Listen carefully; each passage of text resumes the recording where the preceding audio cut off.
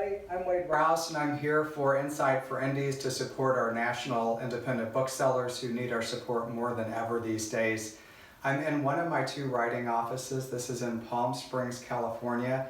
Typically, I would be already back at home in Michigan in my Knotty Pine Cottage writing, but due to the pandemic and all that's going on in the world, I'm still stationed out here. My book tour was canceled, so as all authors have been doing, we've been doing everything virtually. Most of the action's been taking place right here. This is my mid-century house in Palm Springs, totally different vibe than Michigan. We have like a retro vibe going on.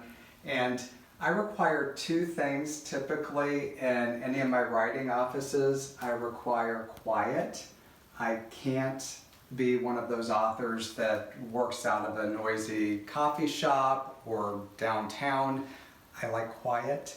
And I also like a view. And this is beautiful because I have a view of the mountains right outside of my office. It's kind of a windy day here in Palm Springs. And a quiet patio, and the only people that come by are bikers and hikers and runners and walkers. So it's just me and my thoughts. You can see behind me some of my book covers that have come out over the last 15 years. I used to be a humorous memoirist, and now I write novels. For those of you who don't know, I write fiction under my grandmother's name. It's Viola Shipman, and my current novel is The Heirloom Garden. And this is a novel that really is inspired by my grandmother's gardens, but really its main message is one of hope, which is something I think we need more than ever these days. And I just want to give you a quick excerpt, uplifting from the novel, that I think can maybe buoy our spirits right now.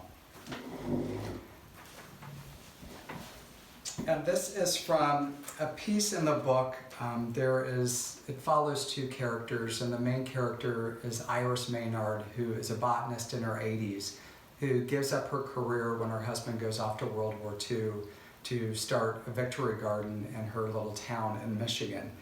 The entire book is centered around the Great Lakes.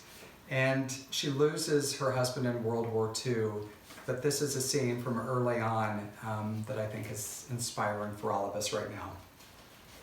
From behind her back, my daughter produced a bouquet of dandelions that had gone to seed. "Make a wish and blow," she said. I shut my eyes and I exhaled with all my might.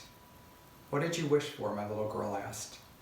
"The only thing that matters right now," I said, watching a million white puffs float toward heaven. I wished for hope. And that's the main message in The Heirloom Garden. You can get it from any of your independent booksellers, including the Bookseller in Chicago, which is one of my most beloved bookstores. As you know, there is a lot of heartbreak surrounding our indies right now, as well as all of our small businesses. You know, typically I would be on tour, I would be in store. The storefronts would have authors' books.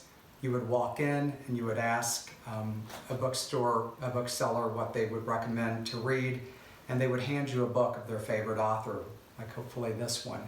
And that's not happening right now, and our booksellers are in dire need of your support. So I'm urging everyone to go to the GoFundMe page and donate as much as you possibly can right now, or go online to your favorite bookseller and order a copy or 3 of The Heirloom Garden or of your favorite author.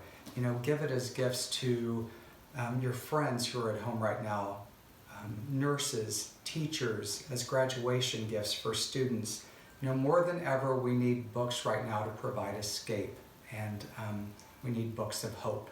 So thank you all for joining from my office in Palm Springs, and I wish you lots of love. Stay safe, healthy, and hopeful.